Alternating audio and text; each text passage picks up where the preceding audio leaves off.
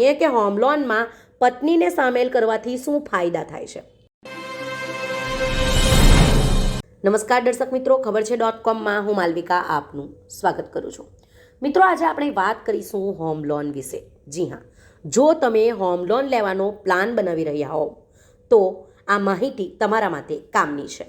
Home loan લેવા સમયે પત્નીને પણ સામેલ કરો। જી હા, પત્નીની સાથે જોઈન્ટ હોમ લોન લેવાથી ઘણા ફાયદા મળે છે। તેનાથી ઓછા વ્યાજદર પર હોમ લોન મળી જાય છે અને તેની અસર EMI પર પણ પડે છે। આ સિવાય તમે ઇન્કમ ટેક્સમાં પણ બચત કરી શકો છો। તેનાથી તમે ડબલ બચત કરી શકો છો। જો તમે સંયુક્ત હોમ લોનમાં મહિલા સહ અરજદાર એટલે કે માતા, પત્ની અથવા બહેન બનાવો છો તો તમને થોડા ઓછા વ્યાજ દરે લોન મળશે। જો લોન સસ્તી હશે તો તમારી EMI પણ થોડી ઓછી થઈ જશે। ચાલો જાણીએ કે હોમ લોનમાં પત્નીને સામેલ કરવાથી શું ફાયદા થાય છે।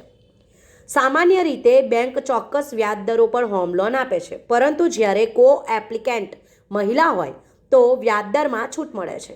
કો એપ્લિકેન્ટ પર તમારી પત્ની, બહેન કે માતાને સામેલ કરી વ્યાજદરમાં 0.05% એટલે કે 5 બેસિસ પોઈન્ટ્સની છૂટ મળી શકે છે, પરંતુ તેનો ફાયદો લેવા માટે મહિલાને પ્રોપર્ટી પર ખુદ કે સંયુક્ત રીતે માલિકના અધિકાર હોવો જોઈએ।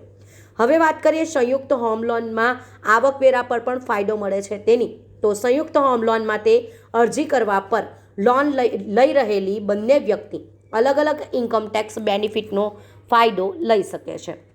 પત્નીની સાથે જોઈન્ટ હોમ લોન લેવા પર તમને ટેક્સમાં ડબલ ફાયદો થશે।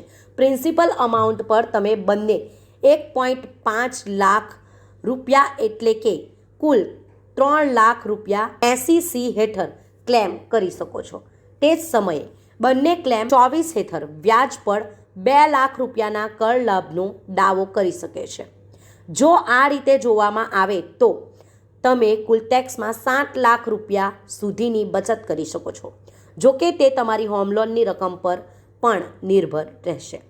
આમ, જો તમે પણ હોમ લોન લેવાનું વિચારી રહ્યા હો તો તમારી પત્નીને સાથે રાખીને જોઈન્ટમાં હોમ લોન લો, જેથી કરીને તમને મોટો ફાયદો થશે।